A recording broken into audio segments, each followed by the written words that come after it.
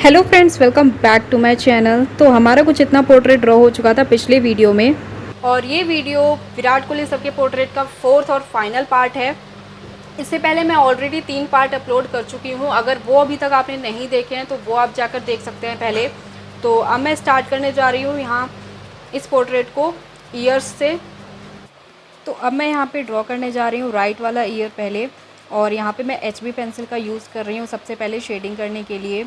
Right वाले year में बहुत ज़्यादा लाइट पड़ रही है, इस वजह से हमें ज़्यादा शेडिंग नहीं करनी पड़ेगी। इसमें ज़्यादा शेडिंग करने की ज़रूरत नहीं है इसमें, इसलिए नॉर्मल HB पेंसिल का यूज़ करके मैं जहाँ पे भी मुझे थोड़ा बहुत डार्क नज़र आ रहा है वहाँ पे शेडिंग कर दूँगी।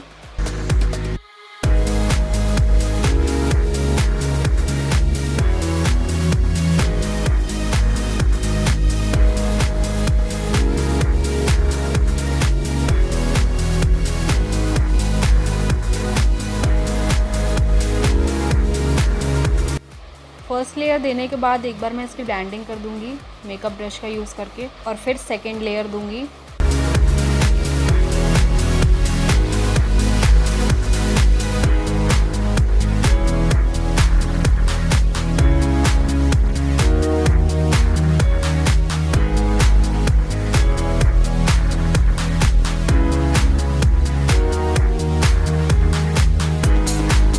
अब मैं यहाँ पे मैकेनिकल इरेज़र का यूज़ करके थोड़े थोड़े हाइलाइट्स दे दूँगी।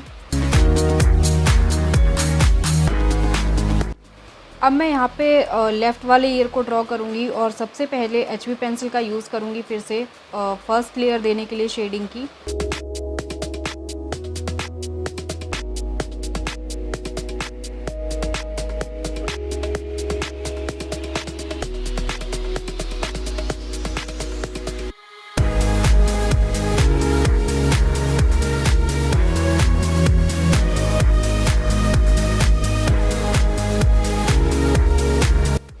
अब यहाँ पर मैं इसे भी ब्लेंड कर दूँगी एक बार।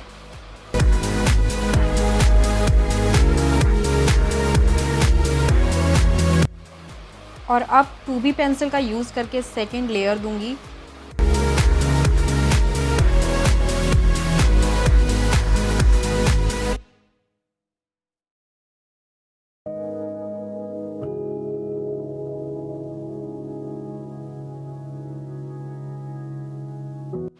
अब यहाँ पे हाइलाइट्स को अच्छे से ऑब्जर्व करके हाईलाइट दे दूँगी।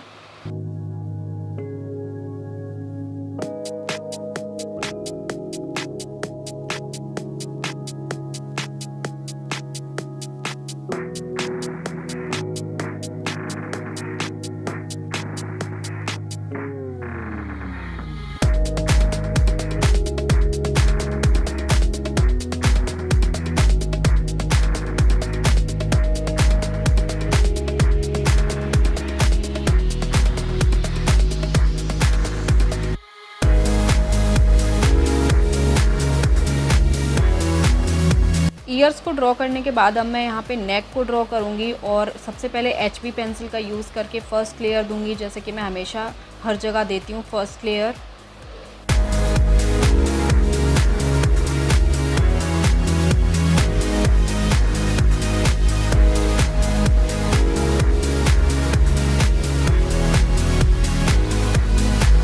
अब मैं यहाँ पे टिश्यू पेपर का यूज़ करके ब्लेंड कर दूँगी इसे एक बार।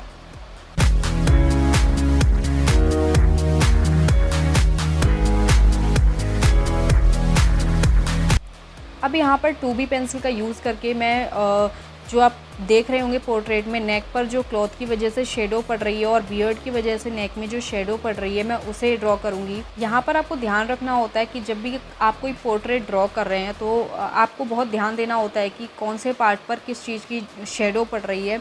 उस शेडो को आपको अच्छे से क्रिएट करना है एक पोर्ट्रेट में, जिससे कि आपका पोर्ट्रेट थोड़ा सा रियल लगे, क्योंकि शेडो की वजह से पोर्ट्रेट जो है वो रियल लगता है स्केच में। तो आपको वो शेडोज़ जो भी हैं जहाँ पे भी, जैसे भी फेस पर या फिर क्लॉथ की वजह से नेक पर जो भी शेडो पड़ रही है, वो आपको अच्छे से ऑब्ज़र्व करके ध्यान से ड्रॉ करनी है। आप यहाँ पर ध्यान से देखिए मैं किस तरीके से शेडो को शेड कर रही हूँ, ड्रॉ कर रही हूँ।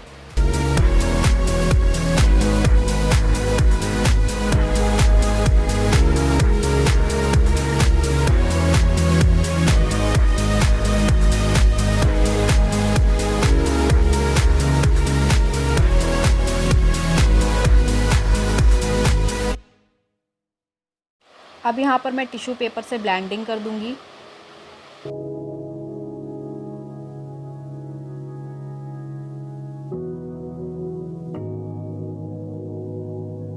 अब यहाँ पर 4B पेंसिल का यूज़ करके मैं थर्ड लेयर दूँगी। इसी तरह से आपको लेयर बाय लेयर शेडिंग करनी है बिना प्रेशर का अप्लाई किए।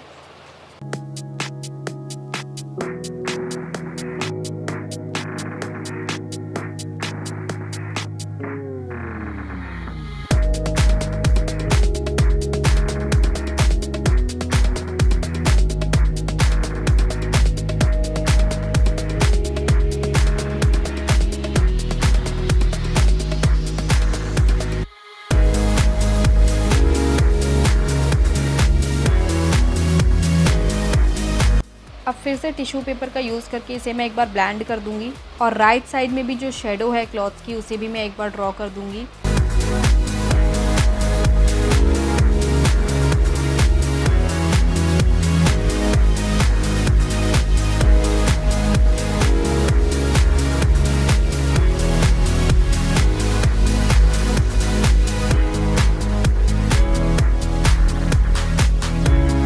अब यहाँ पर मैं नीडेड इरेज़र का यूज़ करके हाइलाइट्स दूंगी। जहाँ पे भी नेक में लाइट पड़ रही है काफ़ी ज़्यादा, वहाँ पे थोड़े हाइलाइट्स दूंगी मैं।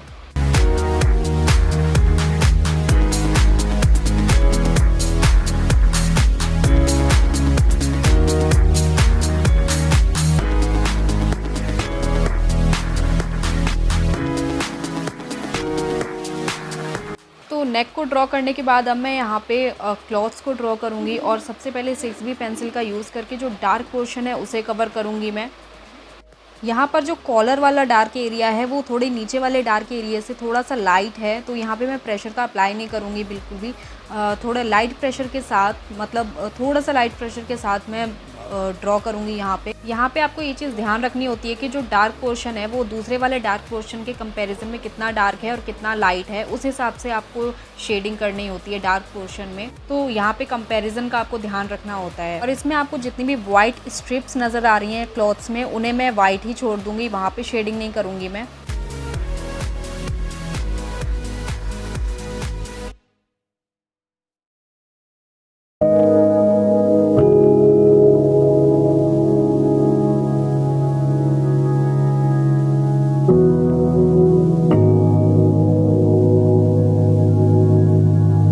अब मैं नीचे वाले पोर्शन को डार्क कर रही हूँ। यहाँ पर मैं थोड़ा सा प्रेशर का अप्लाई करूँगी क्योंकि यहाँ पे जो ऊपर वाला कॉलर वाला डार्क एरिया था वहाँ के कंपैरिजन में ये बहुत ज़्यादा डार्क है, थोड़ा सा ज़्यादा डार्क है उसके कंपैरिजन में ये, इसलिए मैं यहाँ पे प्रेशर का अप्लाई करूँगी।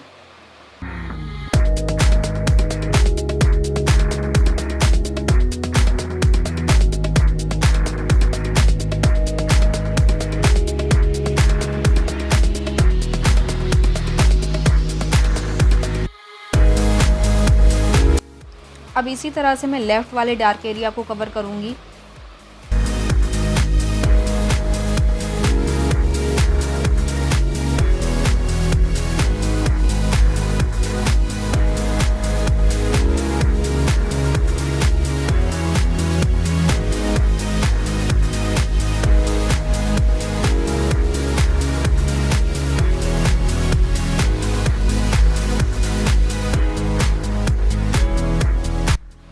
अब 2B पेंसिल का यूज़ करके जो क्लॉथ्स में लाइट शेडिंग है उसे मैं शेड करूँगी।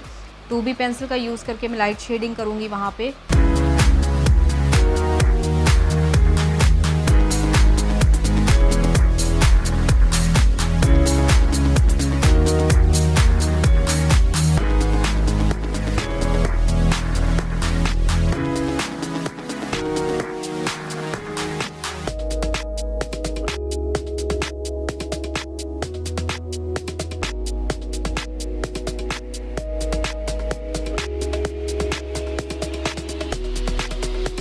अब मैं यहाँ पे मैकेनिकल इरेज़र का यूज़ करके वाइट स्ट्रिप्स हैं उनमें जो एक्स्ट्रा शेडिंग हो गई है उन्हें रिमूव करूँगी और जहाँ पर भी थोड़े बहुत हाइलाइट्स हैं वहाँ पे हाइलाइट्स दूँगी क्लॉथ्स में।